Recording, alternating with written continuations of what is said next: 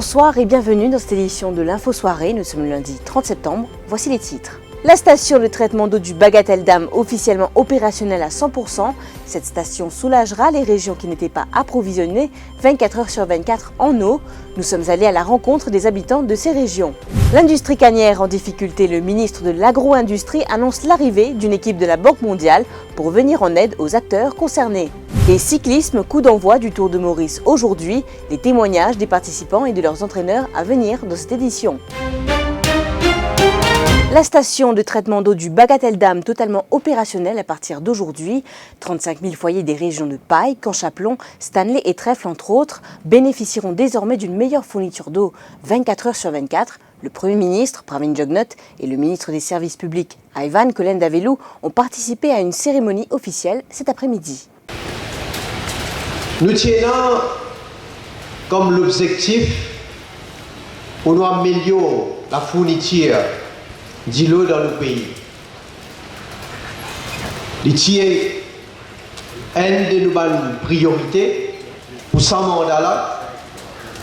Et vous allez dire, nous finissons bien progresser dans ce qui nous promet. Mais seulement, bien sûr, le travail là vise à continuer. Nous presque, il arrive au besoin dire dans vite, mais il y a des efforts qui nous visent à continuer à faire pour nous arriver à 100% pour nous capables de gagner fourniture de l'eau à tous les consommateurs 24/7. Justement, ça treatment plant là, vous réalisez? A-t-il même prévoir par l'ancien gouvernement pour un treatment plant? Qui sait si vous faites un réservoir ou vous captez de l'eau, mais de l'eau là pour rester là, et il n'est pas capable d'arriver jusqu'à où la case. Alors aujourd'hui, la cause ça me dire, nous pouvons deliver, nous pas l'équipe couillonnaire, nous travaillons. Et mon capable si les autres dans mon équipe, ils voient une équipe qui pour dynamique, une équipe qui pour partage même valeur que moi comme Premier ministre, pour nous continuer à travailler dans l'intérêt de nos pays.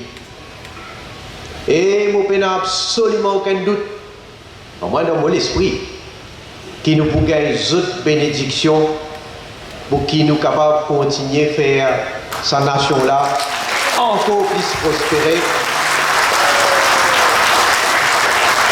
Nous continuons à moderniser nos pays et nous faire aller dans l'unité nationale. Du côté des abonnés concernés, le sentiment est mitigé. Certains affirment avoir observé un changement dans la fourniture d'eau au quotidien, tandis que d'autres disent qu'il y a toujours des coupures. Ça de l'eau là pour les mamans, tu peux gagner bien gros, bien propre. Mais avant, tu peux gagner bien moins, tu peux la boire avec lui. Là, pour le moment, une semaine de cela, nous pouvons gagner de l'eau là. Nous pouvons gagner bien gros tout, mais arrêter dans l'air pour l'air. Cela arrêté, c'était 8h, il finit arrêté, 8h30. Ce temps aussi pareil, même l'air. Arrêté pareil. La situation est beaucoup difficile. Comment vous remarquez là, mon robinet là, me montre où, il n'y a aucune pression. Commence à couler à 5h. Il a arrêté 8h30, voilà, il a arrêté.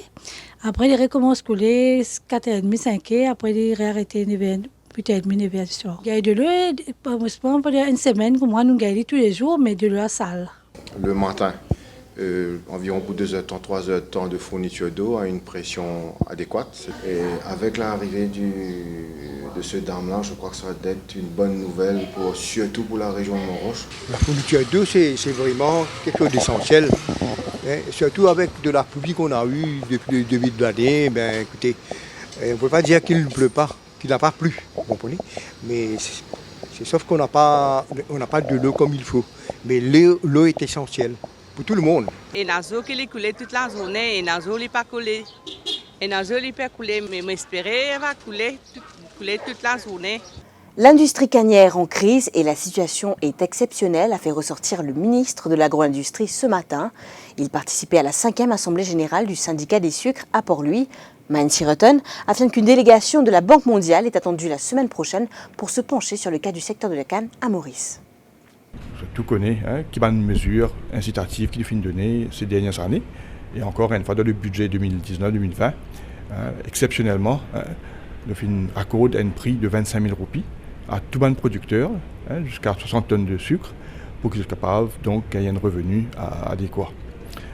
Mais en plus de ça, il y a une série de mesures qui nous fait aussi mettre en place pour capable continuer à soutenir les planteurs, surtout les petits planteurs, moi bien dire, que ce soit pour là récemment avec les fertilisants qui nous fait accorder pour qu'ils soient capables de donc faire préparer notre carreau pour la prochaine saison, que ce soit pour l'avance de 80% sur les 25 000 roupies, pour être capable de faire toute la coupe et aussi préparer pour la prochaine saison, que ce soit la suspension sur le CES, qui est un prélèvement que tu as fait d'autres revenus, qui aujourd'hui le gouvernement paie donc et finance l'institution qui donc soutenir cette industrie-là, que ce soit la suspension de la prime d'assurance pour couvrir cette récolte. Donc tout ça, c'est différents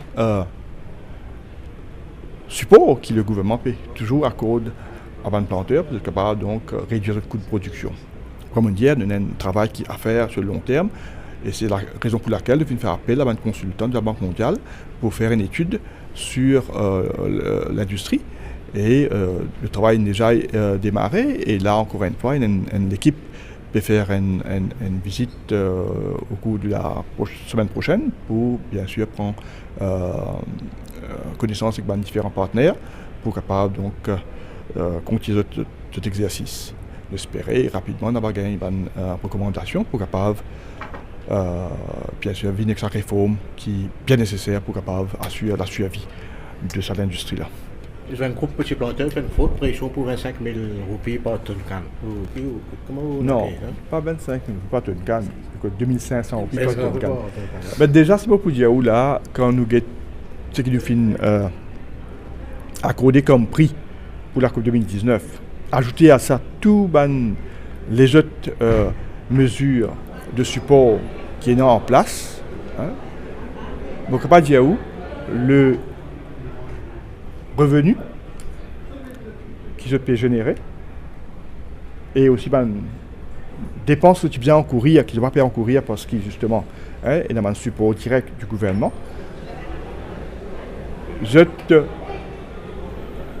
Revenu, si nous monnaie et tout ça, il arrive à 2475 roupies par tonne de canne.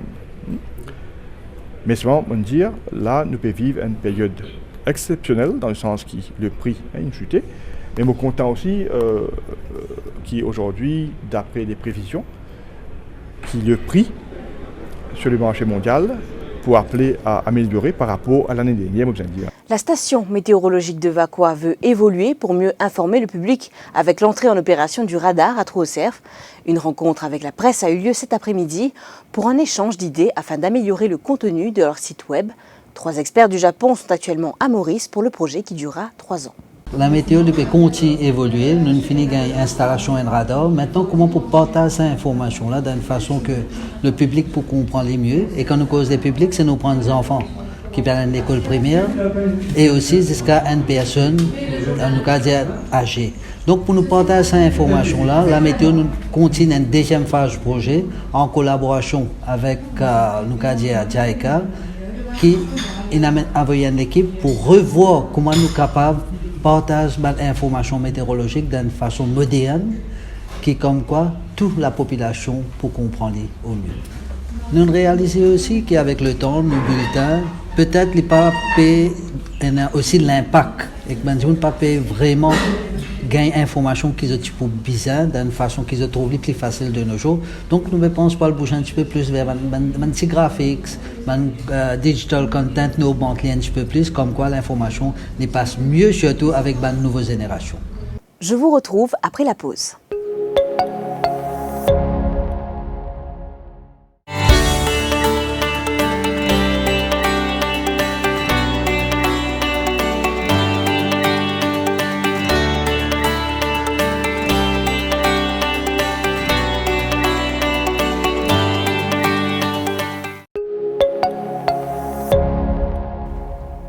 Maurice a à présent un deuxième opérateur dans le secteur de l'importation du bétail. Il s'agit de la société AgroBoss Feedlot Company Limited. Un peu plus de 300 bœufs en provenance de l'Afrique du Sud sont arrivés à Maurice ce matin à bord du Cattle Courier LSS Success. Un mot de sport à présent.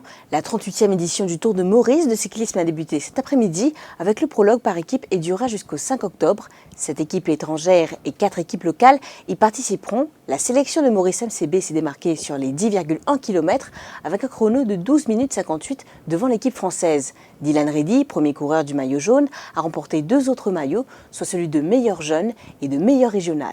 Nous faisons une diade briefing si jamais nous sommes groupés, c'est moi qui suis bien pour un maillot et nous suivons mal consigne. Et je suis satisfait que je réussi pour mon premier maillot jaune. Mais pour toi, la course, comment ça a été Ben, c'est vraiment dur vu que c'est un talent monté et tout. Mais je pense que nous tous réussi de ce qui nous tient pour arriver à l'arrivée comme un petit bizarre. Ouais.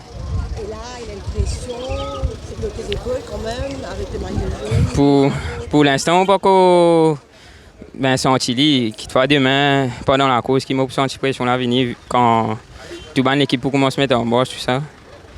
Ouais, bon vous guetter demain. C'est bien passé, on a bien négocié la première étape. Et il a fallu bien gérer ça, c'était assez technique avec les ronds-points, le vent qui s'est levé. Mais c'est bien passé pour nous, donc on est content. Le plus dur, ça commence demain avec la première étape. Ouais, ça, le tour, ça fait que commencer là. Il y a eu quelques secondes d'écart, mais au final, vu le parcours, je pense que ça va se jouer à coup de minutes. On va prendre les étapes jour après jour et on va essayer de rester le plus concentré possible et avec l'objectif du maillot jaune en tête. D'accord, et là, il y a le coureur qui est avec le maillot jaune. Là, c'est la pression, ça, c'est parfait pour nous, hein. On a le maillot jaune dans l'équipe. Comme je dis, il va falloir faire un petit briefing ce soir et regarder ce qu'on va faire demain. Et il n'y a pas beaucoup d'équipes, je pense, qui peuvent contrôler la course. On est une des équipes les plus fortes, donc il va falloir aussi assumer le poids de la course et on verra bien. On va prendre les étapes jour après jour. Est-ce que les adversaires vont essayer de mettre les bâtons dans les roues aussi? Ouais, c'est sûr, on va pas nous faire de cadeau. Hein. S'ils peuvent nous mettre en difficulté, je pense qu'ils vont pas hésiter. Mais on a une bonne équipe, on est confiant. Quand on gagne, on ne peut être que satisfait, hein, mais il faut bien prendre conscience qu'on a fait que 10 km, la course n'est pas terminée, c'est un bon départ, mais il va falloir maintenir la barre et puis les étapes les plus difficiles restent à venir. Et justement, là on est au début. 8e, Power Bar, Western Cape, 14. On avait prévu un petit peu l'étape d'aujourd'hui, on avait même dit que si on arrivait pour tous les 4-5 ensemble, qu'on souhaitait, si on prenait le maillot, que ce soit Dylan, ça s'est passé comme ça aujourd'hui. Mais le plus dur reste à faire, je crains beaucoup les 2 étapes qui viennent. Ce sont 2 étapes piégeuses. La première, il y a du vent. Donc il ne faut pas avoir d'incident à un mauvais moment. Et celle d'après-demain, avec l'arrivée à Cure-Pipe, elle est aussi très piégeuse avec un final que je ne connaissais pas, moi qui est très difficile. Et il faudra être très bien placé. Il faudra être bien placé d'une part et il faudra aussi avoir des bonnes jambes. Donc les 2 jours qui viennent seront déterminants pour la suite. Vous aimez l'écriture, créer des personnages et vous souhaitez apprendre à devenir conteur? Alors ce qui suit va peut-être vous intéresser. Demain débute le stage autour du conte à l'Institut français de Maurice à Rosil. Daniel Bergeau et Josette Savigny de la compagnie réunionnaise En fin de compte en seront les animateurs. Ce cours est destiné aux bibliothécaires, aux documentalistes, enseignants et conteurs entre autres. Depuis ces derniers jours, les ouvriers du chantier du Métro Express s'activent pour terminer les travaux en vue du lancement, prévu pour ce jeudi 3 octobre. Et hier, le métro a effectué son premier trajet de Rosil à Port-Louis lors du Dynamic Test. Pour clore, nous vous proposons ces quelques images de ces travailleurs près du dépôt au Codan.